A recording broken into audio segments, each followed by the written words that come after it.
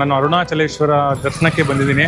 So ಈ ವಿಡಿಯೋದಲ್ಲಿ ನಾನು ನಿಮಗೆ ಅರುಣಾಚಲೇಶ್ವರ ದರ್ಶನ ಅದಾದಮೇಲೆ ಇಲ್ಲಿ ಹೆಂಗೆ ಏನು ಕತೆ ಎತ್ತ ಆಮೇಲೆ ಗಿರಿ ಪ್ರದಕ್ಷಿಣೆ ಹೆಂಗೆ ಮಾಡೋದು ಪ್ರತಿಯೊಂದು ಇನ್ಫಾರ್ಮೇಷನ್ನು ನಮಗೆ ಹೇಳ್ತೀನಿ.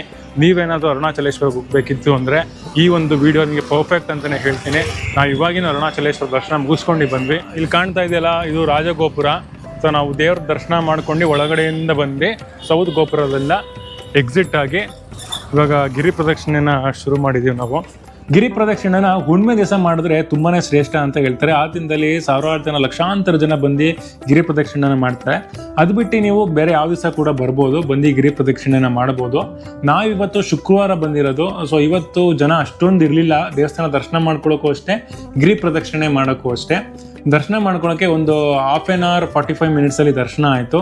ಈ ಗಿರಿ ಪ್ರದಕ್ಷಿಣೆಯಲ್ಲಿ ಟೋಟಲ್ ಆಗಿ ನಾವು 8 ಲಿಂಗಗಳನ್ನ ದರ್ಶನ ಮಾಡಬೇಕು. ಇಂದ್ರಲಿಂಗ, ಅಗ್ನಿಲಿಂಗ, ಯಮಲಿಂಗ, ನಿರುತಲಿಂಗ, ವರುಣಲಿಂಗ, ವಾಯುವ್ಯಲಿಂಗ, ಕುಬೇರಲಿಂಗ ಮತ್ತೆ ಈಶಾನ್ಯ ಲಿಂಗ. ಈ ಒಂದು ಅಷ್ಟಲಿಂಗಗಳು ಏನ್ ರೆಪ್ರೆಸೆಂಟ್ ಮಾಡುತ್ತೆ ಅಂದ್ರೆ ಗಿರಿಯ ಸುತ್ತ ಇರುವಂತಹ 8 ದಿಕ್ಕಿಗೂ ಒಂದೊಂದು ಲಿಂಗ ಇದೆ. ಅಷ್ಟಲಿಂಗನ ದರ್ಶನ ಮಾಡ್ಕೊಂಡ್ ಬರ್ಬೇಕು. ಗಿರಿ ಪ್ರದಕ್ಷಿಣೆನ ಬರೀ ಕಾಲಲ್ಲಿ ನಡೆದ್ರೆ ತುಂಬಾನೇ ಶ್ರೇಷ್ಠ. ಅದು ಬಿಟ್ಟೆ ನಿಮ್ಗೆ ಆಗಲ್ಲ, ಸ್ವಲ್ಪ ಕಾಲು ಉರಿಯುತ್ತೆ ಅಂದವರು ಸಾಕೊಂಡು ನಡಿಬಹುದು.